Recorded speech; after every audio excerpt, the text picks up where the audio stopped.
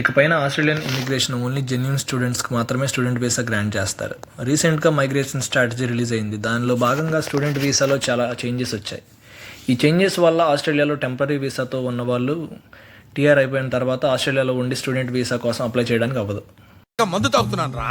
నువ్వు రాక్షసుడు కాబట్టి రోజు నా రక్తం తాగుతున్నావు. డైలీ నన్ను డీప్ ఫ్రై చేసుకొని తింటున్నావు రా. ఫ్రమ్ July 1, 2024 నుంచి స్క్రీన్ మీద చూపించే ఏ వీసాకు కూడా ఇక్కడ ఉన్న ఇంటర్నేషనల్ స్టూడెంట్స్ అప్లై చేయడానికి అవ్వదు. అక్కడ కొంచెం పాజ్ చేసుకొని డీటెయిల్గా చూడండి. ఇంటర్నేషనల్ స్టూడెంట్స్ ఇక్కడ నుంచి వెళ్ళిపోకుండా అలా వీసా లూప్ ఒకటి క్రియేట్ చేసుకున్నారు, పర్మనెంట్లీ టెంపరీ లాగా. ఈ లూప్ని ఎండ్ చేయడానికి ఆస్ట్రేలియన్ ఇమిగ్రేషన్ ఇలా చేస్తుంది. ఇప్పుడు ఆస్ట్రేలియాలో ఉన్న వాళ్ళు వాళ్ళ వీసా అయిపోయేలోపు ఏదైనా స్కిల్డ్ జాబ్ ఎత్తుక్కోవాలి, ఆర్ వేరే ఏదైనా వీసా పాత్వేస్ చూసుకోవాలి, లేదా ఆస్ట్రేలియా నుంచి చక్కగా చెక్ చేయాలి.